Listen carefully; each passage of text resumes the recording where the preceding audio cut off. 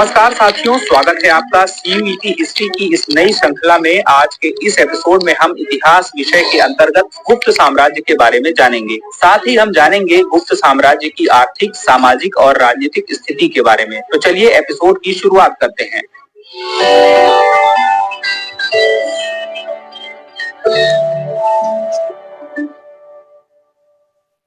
गुप्त साम्राज्य 4वीं शताब्दी से 6वीं शताब्दी के अंत तक। क्या आपको पता है भारत का स्वर्ण युग किसे कहा जाता है? आप सोच रहे होंगे शायद वैदिक काल या फिर मौर्य काल तो नहीं, इसका सही जवाब है गुप्त काल। चलिए जानते हैं गुप्त काल के बारे में।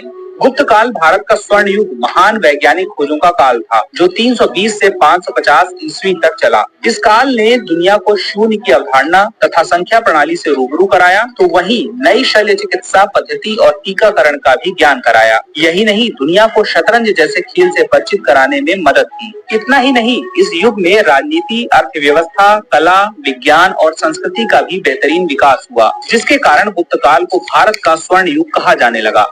गुप्त काल की स्थापना 3री शताब्दी के अंत में श्री गुप्त ने की थी तथा उनके पुत्र घटोत्कच लगभग 280 से 319 ईस्वी में उनके उत्तराधिकारी बने। इसके बाद चंद्रगुप्त प्रथम 320 से 335 ईस्वी तक उत्तराधिकारी बने, जो कि राजा घटोत्कच के पुत्र थे। वहीं चंद्रगुप्त प्रथम इस वंश का प्रथम प्रतापी राजा हुआ, जिसने एक विशाल साम्राज्य की स्थापना की। उसने वैशाली की लिच्छवी राजकुमारी कुमार देवी से विवाह करके वैशाली को गुप्त साम्राज्य में शामिल कर लिया। फिर उन्होंने अयोध्या और कौशाम्बी के अन्य मगध क्षेत्रों पर विजय प्राप्त की। अपने अंतिम वर्षों में चंद्रगुप्त ने राजगद्दी त्याग दी और अपने बेटे समुद्रगुप्त को अपना उत्तराधिकारी बनाया। समुद्रगुप्त में एक आदर्श राजा के सभी गुण विद्यमान थे। राजा बनने के बाद उसने आक्रामक तरीके से क्षेत्रों पर विजय प्राप्त करना शुरू किया और पूर्व में बंगाल से लेकर पश्चिम में मालवा तक, उत्तर में हिमालय से लेकर दक्षिण में विंध्य तक अपने साम्राज्य का विस्तार किया। उसने अपने राज्य को एक साम्राज्य में बदल दिया और एक महान विजेता कहलाया।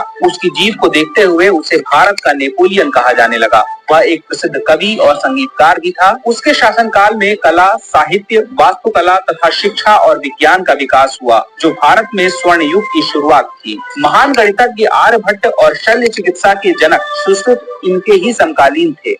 समुद्रगुप्त के बाद चंद्रगुप्त द्वितीय ने गुप्त साम्राज्य की बागडोर संभाली और साम्राज्य का विस्तार किया। चंद्रगुप्त द्वितीय की सबसे महत्वपूर्ण सैन्य उपलब्धि पश्चिमी भारत के शक क्षत्रपों के खिलाफ उनका युद्ध था। पश्चिमी भारत की विजय के परिणाम स्वरूप साम्राज्य की पश्चिमी सीमाएं कुछ समय के लिए सुरक्षित हो गईं और गुप्तों ने भड़ौच, सोपारा, कैम्बे और अन्य समुद्री बंदरगाहों पर नियंत्रण प्राप्त कर लिया। वहीं दिल्ली में कुतुब मीनार के पास लगे लौह स्तंभ शिलालेख में चंद्र नामक राजा के कारनामों का महिमा मंडन किया गया है, जबकि महरौली लौह स्तंभ अभिलेख के चंद्र की पहचान चंद्रगुप्त द्वितीय से की गई है। प्रसिद्ध चीनी तीर्थयात्री फाहियान चंद्रगुप्त द्वितीय के शासनकाल के दौरान भारत आया था। चंद्रगुप्त का दरबार प्रसिद्ध विद्वानों से सुशोभित था, जिन्हें सामूहिक रूप से नवरत्न कहा जाता था।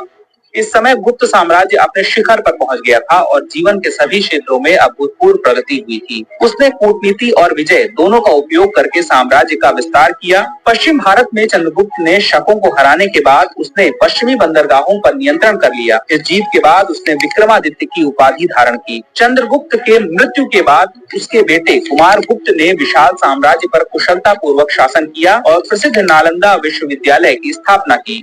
इनके बाद उनके बेटे स्कंदगुप्त ने शासन संभाला, जो एक महान विद्वान और कुशल शासक था। फिर भी उन्हें सिंहासन प्राप्त करने के लिए कई चुनौतियों का सामना करना पड़ा। स्कंदगुप्त के शासनकाल में हूण नामक मध्य एशियाई जनजाति ने भारतीय उपमहाद्वीप में घुसपैठ करने की कोशिश की थी। हूण एक क्रूर जनजाति थी, जो रोमन साम्राज्य के पतन के लिए जिम्मेदार थी। इस बर्बर जनजाति ने गांधार पर कब्जा कर लिया और तक्षशिला विश्वविद्यालय को नष्ट कर दिया। स्कंदगुप्त ने हूणों का डटकर मुकाबला किया और विजय प्राप्त की, लेकिन स्कंदगुप्त के उत्तराधिकार के कारण पारिवारिक विवाद पैदा हो गया, जिसका कभी समाधान नहीं हो सका और आंतरिक संघर्षों के कारण इस महान साम्राज्य का पतन हो गया। अब सवाल देख लेते हैं, निम्नलिखित में से किस काल को स्वर्ण काल कहा जाता है? ए वैदिक काल, बी गुप्त काल, सी मौर्य काल, डी इनमें से कोई नहीं।